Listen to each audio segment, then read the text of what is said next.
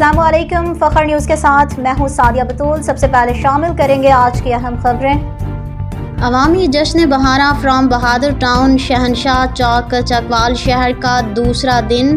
Report Chakwal سے ابو شامی کی رپورٹ۔ عوامی جشن بہارا فرام بہادر ٹاؤن شہنشاہ چوک چکوال شہر کا دوسرا دن بروز پیر اونٹ میلہ، پتھر اٹھانا، kabaddi match Sehgalabad, Chakwal kabaddi club بمقابلہ نڑالی راولپنڈی کبڈی کلب۔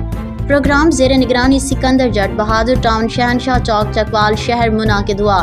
اونٹ میلے میں چکوال اور دوسرے اضلاع کے خوبصورت اونٹ شامل ہوئے۔